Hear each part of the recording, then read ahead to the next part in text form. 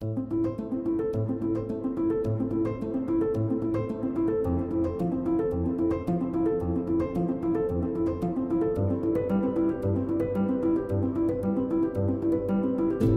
πράσινο ανάβει και μαζί του αφήνουμε πίσω μας το Βίσεγκρατ και το γεφύρι σύμβολό του Μεχμέτ Πασά Σοκόλοβιτς στο Δρίνο.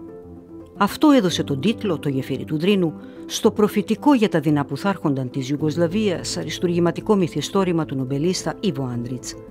Το έγραψε στη διάρκεια του Δευτέρου Παγκοσμίου Πολέμου. Ένα τούνελ μπροστά μας, το περνάμε και συνεχίζουμε για λίγο ακόμη κατά μήκος του ποταμού τη διαδρομή μας.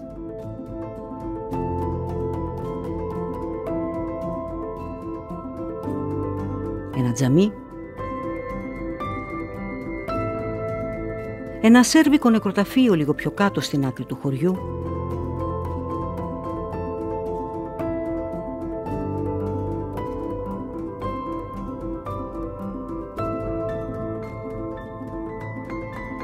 ακόμη ένα τούνελ. Εκεί που τελειώνει, αρχίζει το Σαράγεβο.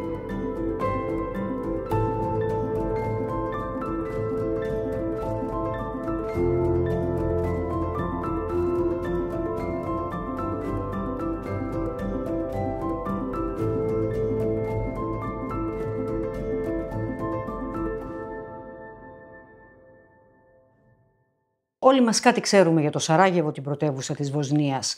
Από το ωραίο ότι ήταν η πόλη που φιλοξένησε τους χειμερινούς Ολυμπιακούς του 1984 μέχρι τα άσχημα. Τα πολύ άσχημα των δύο πολέμων που σφράγισαν ο ένας στην αρχή, ο άλλος στο τέλος του 20ου αιώνα και ξεκίνησαν από εκεί.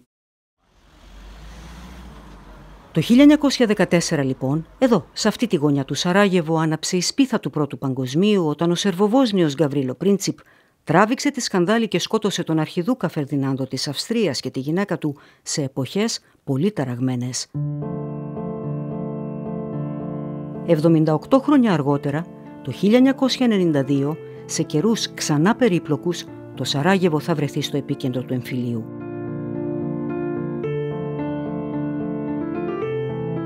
Πάνε 20 και χρόνια από τότε που τέλειωσε. Τόσα δηλαδή όσα χωρίζουν αυτές τις δύο φωτογραφίες.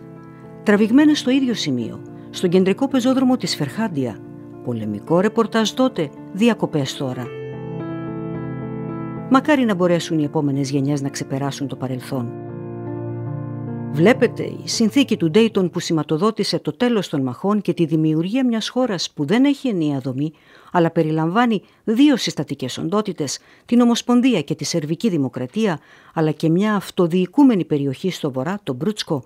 Η συνθήκη του Ντέιτον λοιπόν έφερε μεν την ειρήνη, όχι όμως και τη συμφιλίωση. Οι παλιοί εμπόλεμοι μπορεί να ζουν δίπλα-δίπλα, αλλά δεν συμβιώνουν.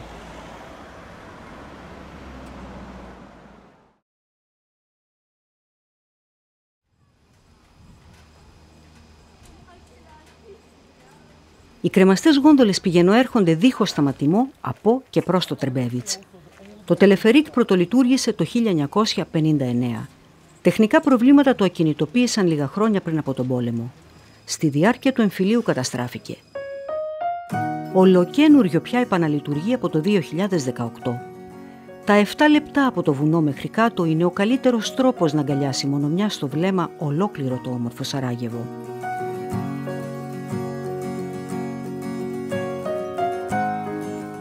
Η πόλη απλώνεται κατά μήκος της μιας και της άλλης όχθης του ποταμού Μίλιατσκα και σκαρφαλώνει στους πρόποδες των γυρολόφων.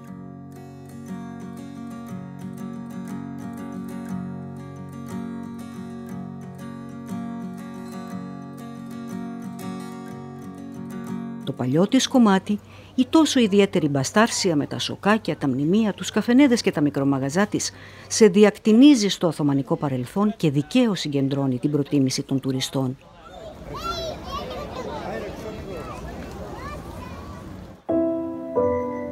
Περιβάλλεται από υπέροχα κτίρια που η αρχιτεκτονική τους παραπέμπει στον επόμενο από τους Οθωμανούς κυρίαρχο, την Αυστρο-Ουγγαρία. Όσο απομακρυνόμαστε από το κέντρο, το σοσιαλιστικό παρελθόν έχει αφήσει το αποτύπωμά του στους όγκους από μπετόν. Και έπειτα είναι και εκείνο του εμφυλίου, αυτό κι αν έχει αφήσει σημάδια.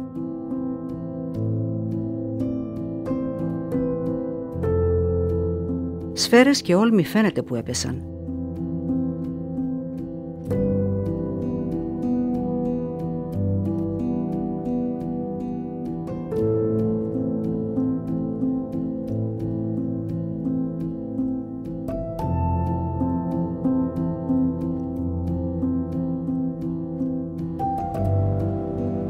Όπου τα δεις, τριαντάφυλλα του Σαράγεβο τα λένε από το σχήμα τους.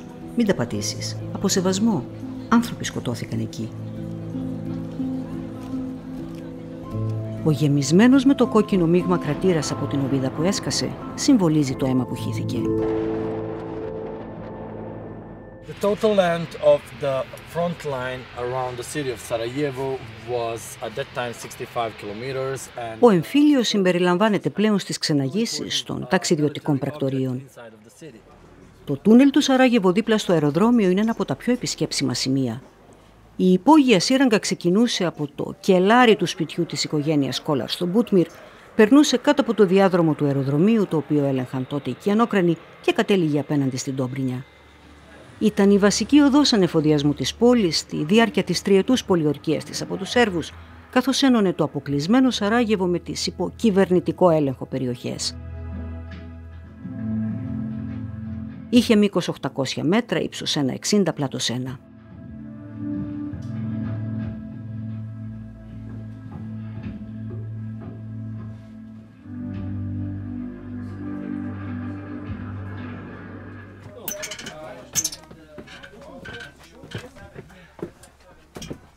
Το τούνελ είναι πλέον βιωματικό μουσείο. Για την ακρίβεια ένα μικρό τμήμα του. Από τα 800 μέτρα της αρχικής κατασκευής έχουν συντηρηθεί και είναι προσβάσιμα τούτα εδώ τα 25. Το πόσο άβολη είναι αυτή η τόσο σύντομη διαδρομή δεν το δείχνει μόνο εικόνα. Φαίνεται και από την ανακούφιση στο σχόλιο, καθώς η μέρα φωτίζει τα σκαλοπάτια της εξόδου.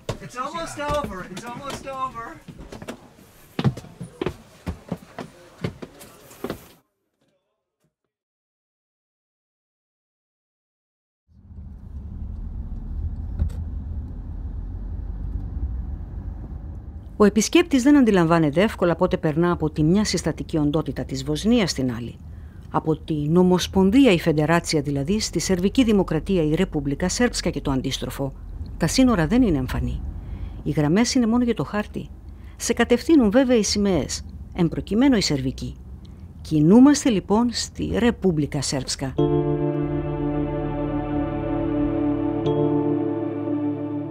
Γιαχόρινα γράφει η πινακίδα. Και από κάτω Ολυμπιακό βουνό. Η Γιαχόρινα, συνώνυμο του χειμερινού τουρισμού και των χειμερινών σπορ, είναι το πετράδι του στέματος αυτού του κομματιού της Ρεπούμπλικα Σέρψκα που λέγεται Ανατολικό Σαράγεβο. Στους Ολυμπιακούς του 1984 είχε φιλοξενήσει το αλπικό σκι γυναικών. Το χιονοδρομικό της κέντρο είναι το μεγαλύτερο στη Βοσνία. Γύρω τριγύρω επικρατεί οργασμός εργασιών. Οι εγκαταστάσεις αναβαθμίζονται και εξυγχρονίζονται, ξενοδοχεία νέα χτίζονται, business και τουριστικό προϊόν μονοπολούν το ενδιαφέρον. Υπάγεται στο Δήμο του Πάλε, όπου είχε την έδρα της η πολιτική διοίκηση των Σερβοβοσνίων στη διάρκεια του πολέμου.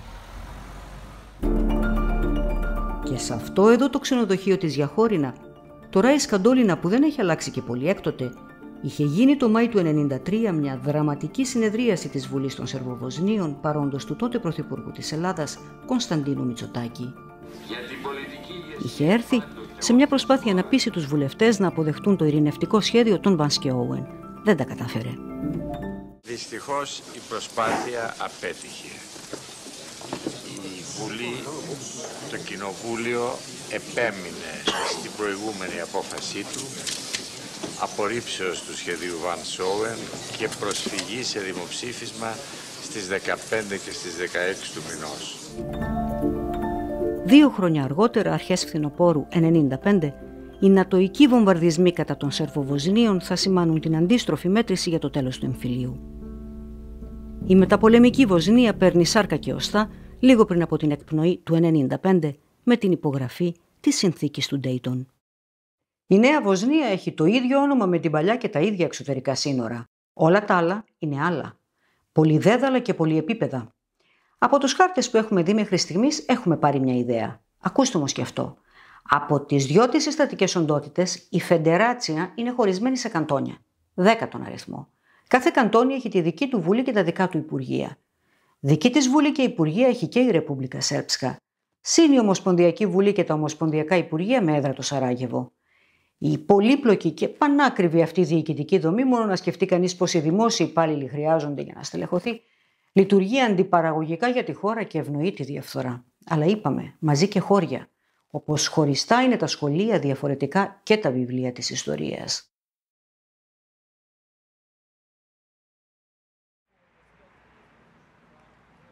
Την Ομοσπονδιακή Βουλή στεγάζει αυτό το τετραόροφο μακρόστενο κτίριο.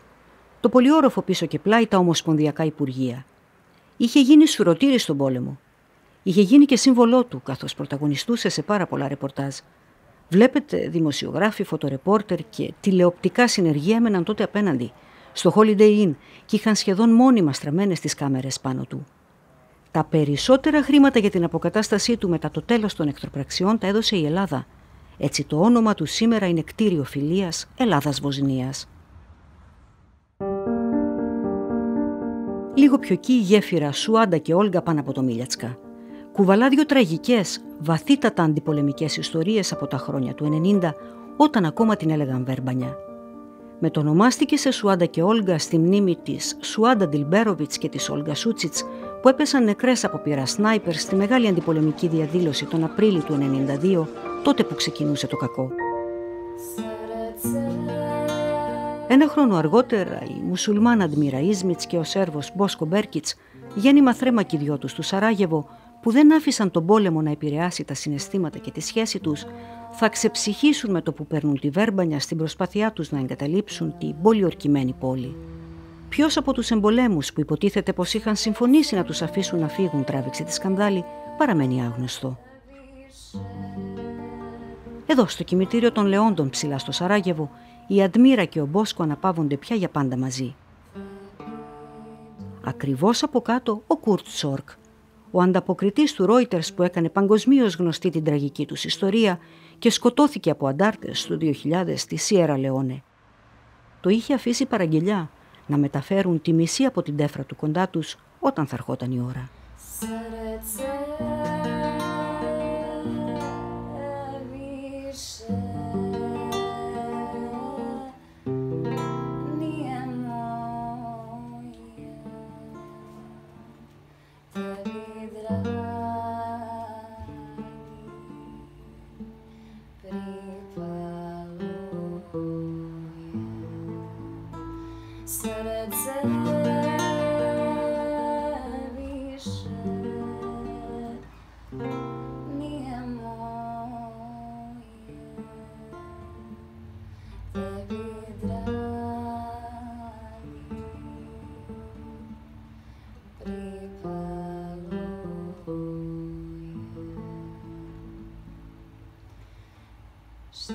Το είδος αυτού του μελαγχολικού παραδοσιακού τραγουδιού που ακούμε λέγεται Σεβδάλινκα.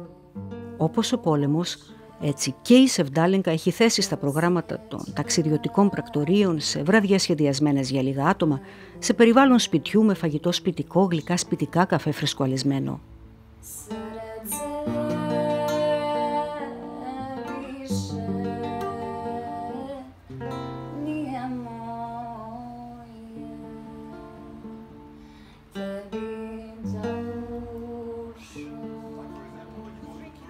Απόλαυση η βραδιά, όπως και η κουβέντα με τους ξαναγούς μας. Μιλήσαμε πολύ για το Σαράγεβο, για εκείνους και τις προσδοκίες τους. Έχουν την τύχη να δουλεύουν σε έναν κλάδο, αυτόν του τουρισμού, που σημειώνει μεγάλη ανάπτυξη τα τελευταία χρόνια στη χώρα. Αισιοδοξούν λοιπόν για το μέλλον, επενδύουν πολύ στη δουλειά τους, θεωρούν περίπου αδιανόητο οι άνθρωποι εδώ να πάρουν ξανά τα όπλα. Από κοντά κι εγώ εύχομαι το ίδιο. Εύχομαι και ελπίζω. Ελπίζω σε τούτα τα Βαλκάνια, σε τούτο τον αιώνα, το πάθημα να έχει πια γίνει μάθημα.